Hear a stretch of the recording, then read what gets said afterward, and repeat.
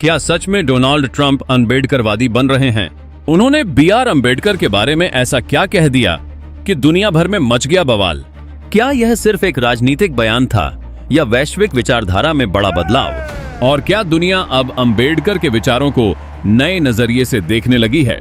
उससे पहले अगर आप एक सच्चे अम्बेडकरवादी है तो इस वीडियो को लाइक करके कमेंट में जय भीम जरूर लिखिएगा। दुनिया के इतिहास में कुछ नाम ऐसे होते हैं जो सिर्फ अपने देश के नेता नहीं होते बल्कि पूरी मानवता के लिए एक विचार बन जाते हैं। ऐसे ही एक नाम है बी.आर. अम्बेडकर। एक ऐसा नाम जो संघर्ष की पहचान है, एक ऐसा नाम जो समानता की आवाज है, एक ऐसा नाम जो इंसाफ का प्रतीक है। और जब इसी नाम की गूंज दुनिया के सबसे ताकतवर देशों में से एक के राजनीतिक मंच पर सुनाई देती है तो यह सिर्फ एक तारीफ नहीं होती, यह इतिहास की पहचान होती है। एक अंतर्राष्ट्रीय सम्मेलन में जब दुनिया के कई बड़े नेता मौजूद थे, तब अमेरिका के पूर्व राष्ट्रपति डोनाल्ड ट्रंप ने अपने भाषण में एक ऐसे भारतीय नेता का जिक्र किया जिसने सत्ता नहीं बल्कि समाज को बदलने का सपना देखा था, बल्कि समाज को। ट्रंप ने कहा, हम अक्सर महान नेताओं की बात करते हैं, लेकिन असली महानता उन लोगों में होती है जो अपने लिए नहीं बल्कि दूसरों के अधिकारों के लिए लड़ते हैं। भारत में एक ऐसा नेता हुआ जिसने सबसे नीचे खड़े इंसान को संविधान में जगह दिलाई। उनका नाम था डॉक्टर अम्बेडकर। यह शब्द जैसे ही मंच से निकले, दुनिया के कई हिस्सों में बैठे लोगों ने पहली बार इस नाम को ध्यान से सुना। कुछ लोग उन्हें पहले से जानते थे, लेकिन बहुतों के लिए यह नाम नया था। लेकिन जो लोग अम्बेडकर के इतिहास को जानते थे, उनके लिए यह कोई आश्चर्य की बात नहीं थी, क्योंकि अम्बेडकर का संघर्ष सिर्फ भारत की कहानी नहीं है, यह हर उस इंसान की कहानी है जिसे समाज ने कभी कमतर समझा।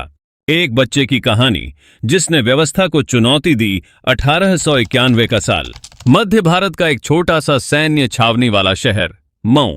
यहीं जन्म हुआ एक बच्चे का जिसका नाम रखा गया भीमराव। लेकिन यह कोई साधारण जन्म नहीं था।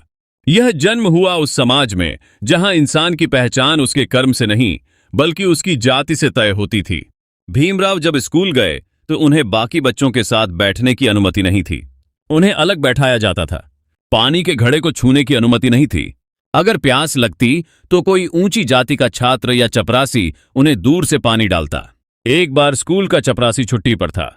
उस दिन भीमराव पूरे दिन प्यासे बैठे रहे क्योंकि कोई उन्हें पानी देने को तैयार नहीं था। यह सिर्फ एक घटना नहीं थी, यह उस व्यवस्था का चेहरा था जिसमें जन्म ही इंसान की किस्मत तय कर देता था। लेकिन इसी अपमान ने उस बच्चे के अंदर एक आग जला दी, एक ऐसी आग जिसने आगे चलकर पूरे समाज को रोशन किया।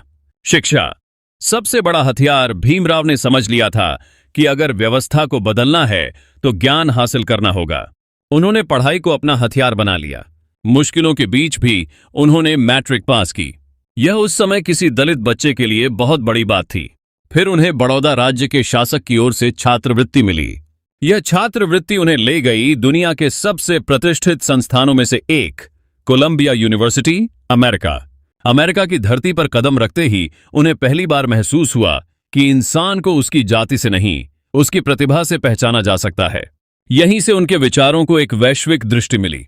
उन्होंने अर्थशास्त्र, राजनीति और समाजशास्त्र का गहराई से अध्ययन किया। फिर वे लंदन स्कूल ऑफ इकोनॉमिक्स गए, जहां से उन्होंने डॉक्टरेट की डिग्री हासिल की। एक दलित परिवार में जन्मा वह बच्चा जिसे कभी स्कूल में पानी तक छूने नहीं दिया गया, अब दुनिया के सबसे बड़े शिक्षित लोगों में गिना जाने लगा था। भारत वापसी और सामाजिक संघर्ष। पढ़ाई पूरी करने के बाद अम्बेडकर भारत लौटे, लेकिन समाज नहीं बदला था। उन्हें फिर वही भेदभाव, वही अपमान, वही तिरस्कार मिला। लेकिन इस बार वे अकेले नहीं थे। उनके पास शिक्षा थी, विचार थे और संघर्ष की ताकत थी। उन्होंने दलितों के अधिकारों के लिए आंदोलन शुरू किया, महाड़ सत्याग्रह किया, जहां उन्होंने सार्वजनिक जलाशय से पानी पीकर यह संदेश दिया कि पानी पर किसी एक जाति का अधिकार नहीं हो सकता। उन्होंने मंदिर प्रवेश आंदोलन चलाया। उन्होंने जाति व्यवस्था के खिलाफ खुलकर आवाज उठाई। उनकी हर लड़ाई का एक ही उद्देश्य था, इंसान को इंसान का दर्जा दिलाना। संविधान का निर्माता।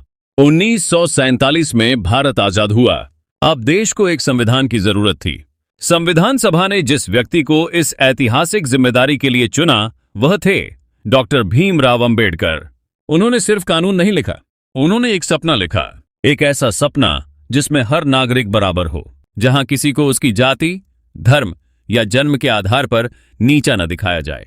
उन्होंने मौलिक अधिकार दिए, समानता का अधिकार दिया, अस्पृश्यता को अपराध घोषित किया। यह सिर्फ संविधान नहीं था, यह सदियों से दबे लोगों के लिए आजादी का दस्तावेज था। ट्रंप का बयान और वैश्विक पहचान। इसी ऐतिहासिक संघर्ष को याद करते हुए हम दुनिया में कई नेताओं की बात करते हैं, लेकिन कुछ नेता ऐसे होते हैं जो सिर्फ राजनीति नहीं करते बल्कि इतिहास बदल देते हैं। डॉक्टर अंबेडकर ऐसे ही नेता थे। उन्होंने कहा कि अंबेडकर का संघर्ष हमें यह सिखाता है कि असली लोकतंत्र सिर्फ चुनाव से नहीं बनता, बल्कि उस समाज से बनता है जहां हर व्यक्ति को बराबरी का अधिकार हो। ट्रंप ने अमेरिका के नागरिक अधिकार आंदोलन का जिक्र करते हुए कहा, हमारे देश में भी नस्लीय भेदभाव के खिलाफ लंबी लड़ाई लड़ी गई। मार्टिन लूथर किंग जूनियर जैसे नेताओं ने आवाज उठाई। उसी तरह भारत में अंबेडकर ने जाति के खिलाफ आवाज उठाई। उन्होंने कहा कि अंबेडकर का जीवन यह साबित करता है कि एक व्यक्ति भी पूरे देश की दिशा बदल सकता है। बलिदान की कहानी। अंबेडकर का जीवन सिर्फ संघर्ष नहीं था, यह बलिदान की कहानी भी था। उन्होंने अपने स्वास्थ्य की परवाह नहीं की, दिन रात काम किया, हजारों पन्नों का अध्ययन किया, संविधान के हर अनुच्छेद पर घंटों बहस की। उनकी सेहत लगातार गिरती गई, लेकिन उन्होंने काम नहीं छोड़ा। उन्होंने कहा था, मैं ऐसे धर्म को मानता हूं जो स्वतंत्रता, समानता और बंधुत्व सिखाता है। 1956 में उन्होंने बौद्ध धर्म स्वीकार किया ताकि समाज को एक नई दिशा मिल सके। कुछ ही समय बाद उनका निधन हो गया, लेकिन उनके विचार आज भी जीवित हैं। दुनिया के लिए एक संदेश। ट्रंप ने अपने भाषण के अंत में कहा, दुनिया को ऐसे नेताओं से सीखना चाहिए जिन्होंने अपने लोगों के लिए सब कुछ त्याग दिया। अंबेडकर का जीवन हमें सिखाता है कि इंसाफ के लिए लड़ाई कभी व्यर्थ नहीं जाती। उन्होंने कहा कि अंबेडकर का संदेश सिर्फ भारत के लिए नहीं है, यह हर उस देश के लिए है जहां किसी न किसी रूप में भेदभाव मौजूद है। अंबेडकर एक वैश्विक विचार। आज अंबेडकर सिर्फ भारत के संविधान निर्माता नहीं हैं, वह दुनिया भर में सामाजिक न्याय के प्रतीक बन चुके हैं। उनकी तस्वीरें सिर्फ भारतीय घरों में नहीं, अमेरिका, ब्रिटेन, जापान और अफ्रीका के कई हिस्सों में भी दिखाई देती हैं। उनकी किताबें दुनिया की यूनिवर्सिटियों में पढ़ाई जाती हैं। उनके विचार मानवाधिकार आंदोलनों में उद्धृत किए जाते हैं। एक चेतावनी जो आज भी सच है। अंबेडकर ने संविधान सभा में एक चेतावनी दी थी। उन्होंने कहा था, राजनीतिक लोकतंत्र तब तक टिकाऊ नहीं होगा जब तक सामाजिक और आर्थिक लोकतंत्र नहीं आएगा। आज दुनिया के कई देशों में यह बात सच साबित होती दिखती है, जहां कानून बराबरी की बात करता है, लेकिन समाज अभी भी असमानता से भरा है। अंततः एक विचार जो अमर है। अंबेडकर का जीवन हमें यह सिखाता है कि हालात कितने भी कठिन क्यों न हो, अगर इंसान के अंदर संघर्ष करने की ताकत हो तो वह इतिहास बदल सकता है। और शायद यही वजह है कि दुनिया के अलग अलग देशों के नेता, अलग अलग विचारधाराओं के लोग अंबेडकर के संघर्ष को सलाम करते हैं, क्योंकि अंबेडकर सिर्फ एक व्यक्ति नहीं थे, वह एक विचार थे, एक आंदोलन थे, एक चेतना थे। और ऐसी चेतना न समय से हारती है, न सीमाओं में कैद होती है, न इतिहास में खोती है।